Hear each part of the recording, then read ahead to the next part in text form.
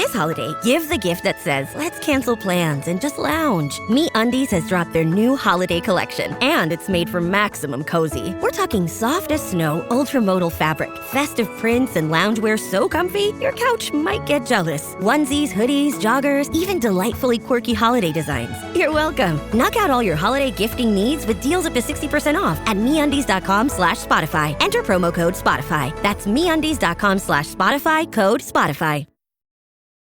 This episode is brought to you by Progressive Insurance. Fiscally responsible, financial geniuses, monetary magicians. These are things people say about drivers who switch their car insurance to Progressive and save hundreds. Visit Progressive.com to see if you could save. Progressive Casualty Insurance Company and Affiliates. Potential savings will vary, not available in all states or situations.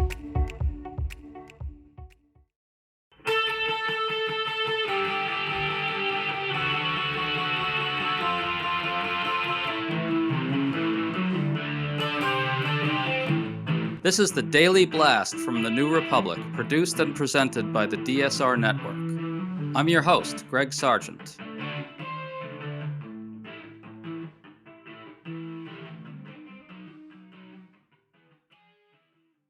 This week brings a confluence of events that all tell the same story.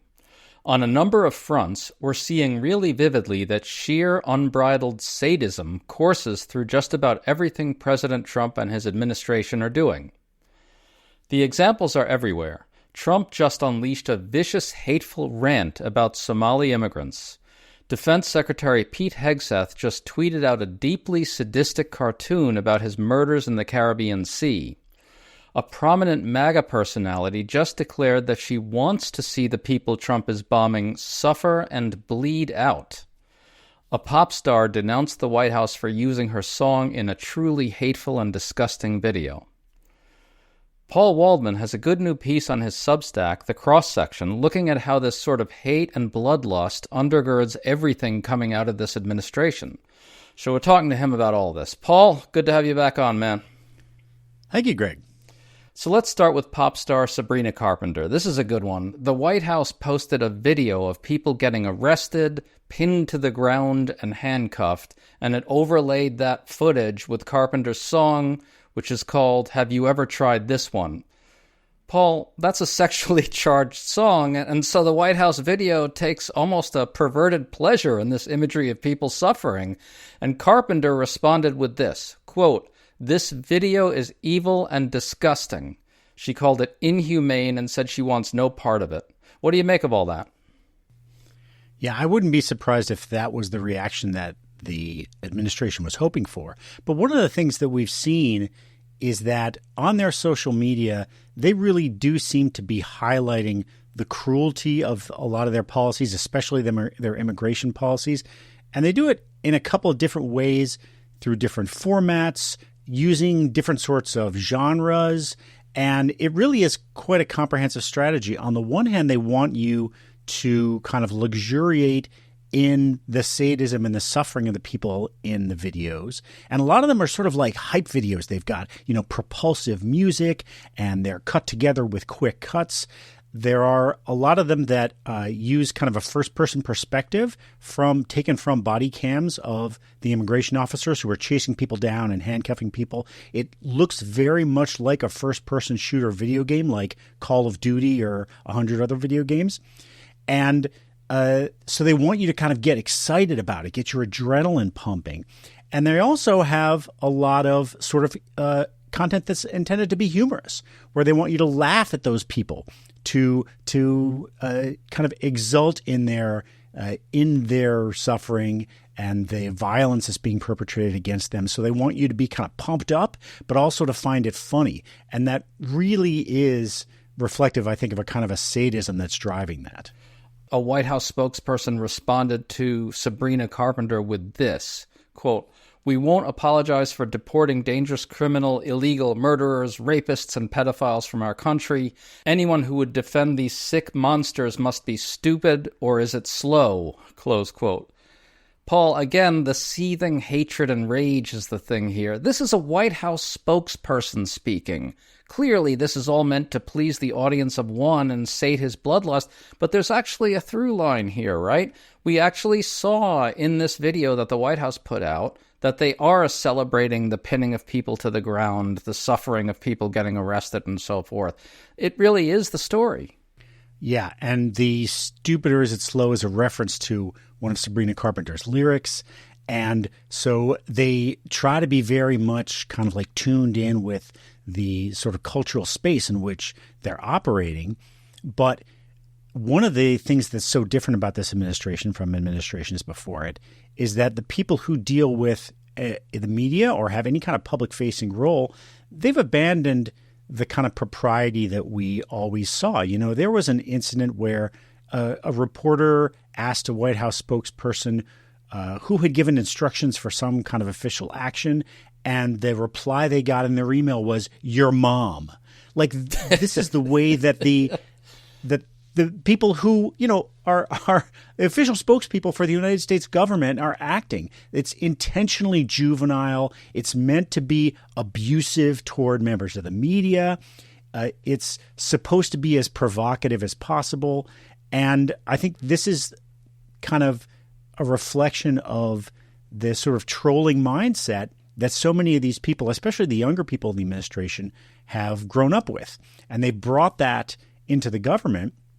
And, you know, rather than saying, well, you know, there are certain kinds of ways that you're just expected to act, and it's just a matter of, you know, kind of taking this job seriously and the role that you have as a representative of the United States government seriously, their attitude is no. You know, we're just going to be like the worst 4chan troll because we think that's funny and we think people will respond to it and like it, and our base will like it when we're being abusive to people. And when it comes to people like immigrants, that we're being literally sadistic to them, that we want people to enjoy their suffering. Well, on another front, let's listen to what Trump said to reporters during a cabinet meeting on Tuesday. Here he's talking about Somalis in Minnesota. Listen. Somalians ripped off that state for billions of dollars, billions, every year, billions of dollars, and they contribute nothing. The welfare is like 88%. They contribute nothing. I don't want them in our country, I'll be honest with you. Okay? Somebody say, oh, that's not politically correct. I don't care. I don't want them in our country. Their country's no good for a reason. Their country stinks. We're going to go the wrong way if we keep taking in garbage into our country. Ilhan Omar is garbage. She's garbage. Her friends are garbage. Right now, it's being reported that Trump's stormtroopers are going to start arresting Somalis in Minnesota. So I think with this, he's kind of priming the MAGA masses, ginning up their bloodlust, letting them know that the spectacle of arrests is coming and they should get their popcorn ready. Again, the through line with that White House video where they were celebrating people getting pinned to the ground and handcuffed. The spectacle of suffering is the oxygen that they breathe, basically. What do you think, Paul? Yeah, and it's not as though this is the first time that Trump has said racist things or tried to gin up hate against some particular ethnic group or national origin group. But it really does seem like it's got a harder edge. You know, he says there that he thinks that all Somali Americans are basically worthless and that he thinks they shouldn't belong here. And you're right that he's preparing people for a spectacle. And so much of the whole immigration policy is about spectacle. Yes, it's about something, particular and pragmatic, that they do want to actually remove millions of people from the country, but they also want to do it in a way that's a big show. And what they want to communicate is their own willingness to commit acts of brutality on behalf of, supposedly, white people. And they don't use the word white, but, that's who we're really talking about. So we now have an asylum policy where asylum claims are not being accepted from any oppressed group anywhere in the world except for one, white South Africans. This is really explicitly white supremacist. The whole immigration raids and this broader policy of going in a very kind of highly visible way where you don't just go in and arrest a bunch of people, but you do it with the cameras in tow, and you create highly produced videos out of it, and then you send those out across social media in this kind of triumphant, jokey way to get people excited and to think that, like, this is great. This is the kind of show I want to watch. And honestly, I'm kind of surprised it took him so long to get around to Somali Americans, which is a group that I'm sure most Americans haven't really thought of. They're not the biggest immigrant group in the world. Trump always has hated Ilhan Omar, the congresswoman from Minnesota, for a long time. And he says the most despicable, bigoted things about her in particular. And he did mention her a couple of times in that cabinet meeting. But now he's saying that everyone from the community that she comes from, none of them deserve to be here. And we are going to go start rounding people up, and everyone should applaud. To stay up to date on all the news that you need to know, there's no better place than right here on the DSR Network. And there's no better way to enjoy the DSR Network than by becoming a member. Members enjoy an ad-free listening experience, access to our Discord community, exclusive content, early episode access, and more. Use code DSR2025 for a 25% off discount on sign-up at thedsrnetwork.com/buy. That's code DSR2025 at thedsrnetwork.com/buy. Thank you, and enjoy the show.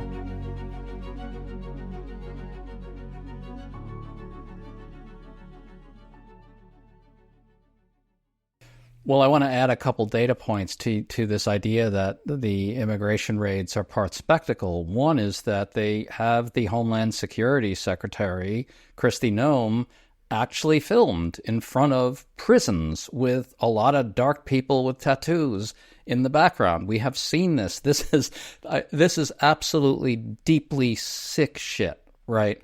They are almost sexualizing the Homeland Security Secretary's posing in front of people behind bars. And here's another one. At the very outset of the administration, when they really started ramping up the mass deportations and they started talking about how they were going to switch to military planes to remove people, they would kind of frog march the migrants onto these planes in this really showy way and take pictures of it and take video of it. And these people were in manacles, right? They were filming them in manacles and parading them before cameras for MAGA to get thrilled by. Then on top of that, your point about how when they go into these housing projects in places like Chicago, they have dedicated camera people who are explicitly tasked with capturing the excitement on film of people getting frog marched out of their homes and into the streets in zip ties and handcuffs. It's all so disgusting, it's like impossible to get your head around. Yeah, and we do have these kind of competing narratives playing out in social media, because on one hand you have the things that the administration is putting out, which, as you say, show the immigrants who are being arrested as though, they are. The phrase that the administration always uses is the worst of the worst. And of course, when we actually find out who they are, it turns out none of them have criminal records, or very few of them anyway. But they want to portray them as though, every single person that's being arrested is Hannibal Lecter. And at the same time, you have on social media just thousands of regular people who are creating their own counter-narrative that shows ICE agents, ripping families apart, showing up at schools so they can get the parents when they're there to pick up their kids, with the crying children as their parents are being taken away, with, ordinary people, housekeepers, landscapers who are being, wrestled to the ground and brutalized. That is an entire counter-narrative that is also playing out on social media. And that one is less produced. It's more kind of candid. It's faster. There's an even greater volume of it because it's coming from all different kinds of people and not just the official accounts. And I think that we don't really know yet which one of those is really kind of predominant in people's minds. But I think that this is a real sort of arena of media contestation in the social media that so many of us are kind of marinating in these days, that despite all of the administration's efforts, there are a lot of people who are putting up resistance using the same kind of tools. and trying to fight back that way. Well, I think in a sense you could even argue that they're losing the war over social media spectacle, because all the polls are showing very clearly that there's widespread revulsion and rejection of the mass deportations. Trump has completely thrown away whatever advantage he had on the broader immigration issue. Thank you, Stephen Miller, for doing that. He has really wrecked his standing on the issue with all these deportation raids and so forth. And I think they almost weren't prepared for it in one critical sense, which is funny because they sort of pose as very savvy in terms of social media and the cultural stuff. The counter-narrative that you're talking about has been a much larger cultural phenomenon than the story they're trying to tell. All over the country, ICE is becoming a pariah agency. People are taking out their phones, filming these things. They go wild on social. So what do you make of that? I think it's fair to say that they're losing the spectacle wars, no? I think maybe they are. And, the theory at the heart of what the administration is doing and what Trump's entire career is based on is that we should all be our worst selves, that our, kind of darkest impulses should be the ones that reign. We should be the most bigoted, the most corrupt, the most angry and hateful, that's our truest self, is our worst self.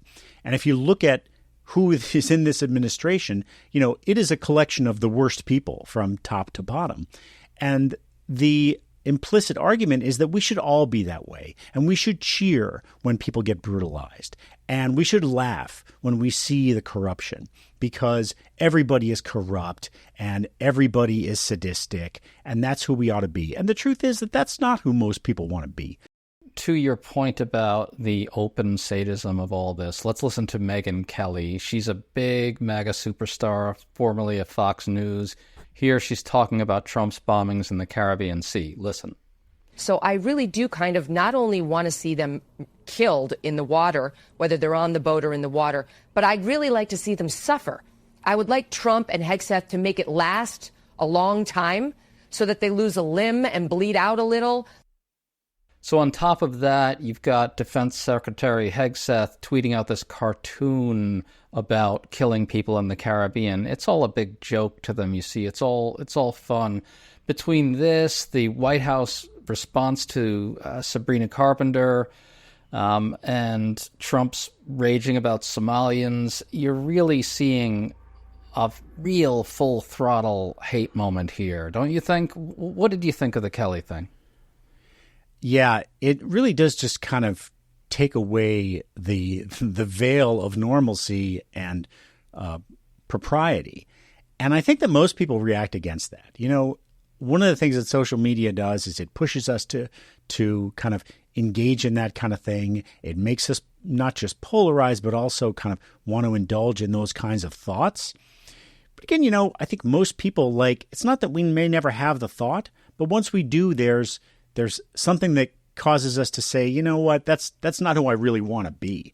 But part of the way you get clicks if you're Megyn Kelly and get people to listen to your podcast is to, really kind of get down in the nastiest parts of your own thoughts. Because, there are certainly enough people who do think that way, who have been taught to feel that the people who oppose them, whether it's their political opponents or people they don't think this should be in the country, are subhuman. And that, too, is a big part of Trump's rhetoric. He's always describing immigrants as vermin. It's kind of language that's been used preceding every genocide in human history.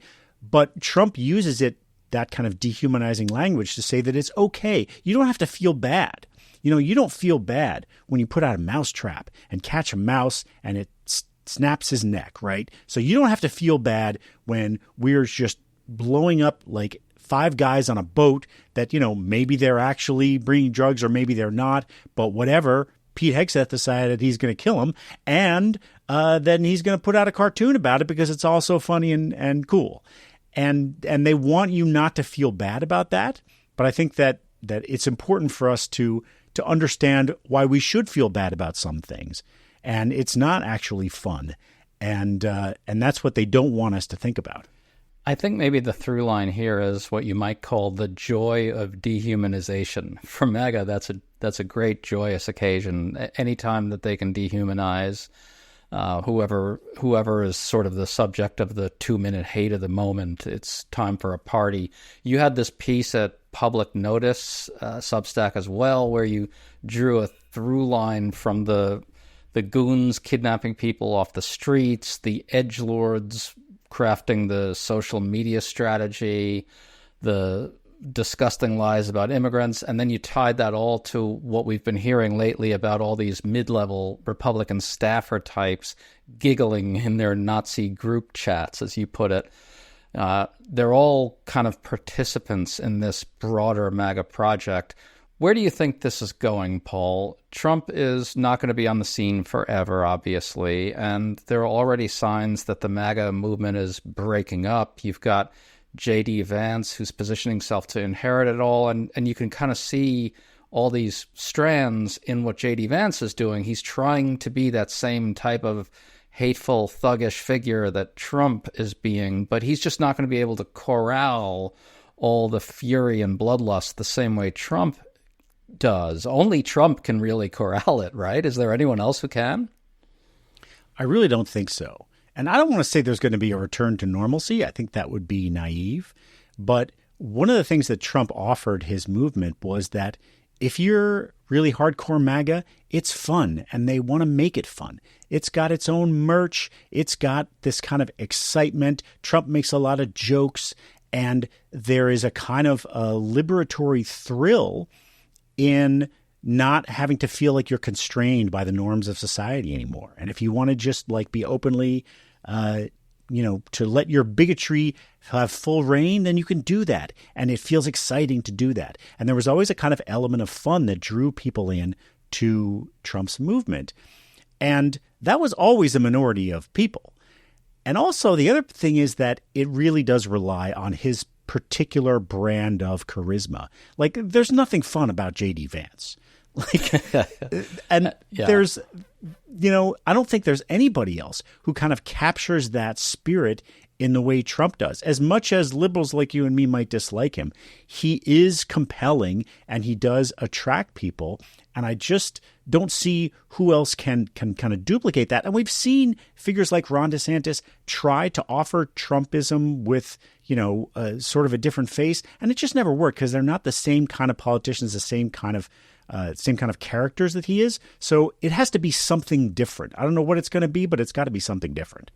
Trump really is one of the most charismatic politicians in modern times. He's up there with Barack Obama, but in his own twisted, crazy way. He's a really seriously talented politician, and he knows how to talk to all these disgusting impulses in people. Paul Waldman, always great to talk to you, man. Folks, if you like this discussion, make sure to check out his Substack. It's The Cross Section. Paul, thanks for coming on, man. Thanks a lot, Greg.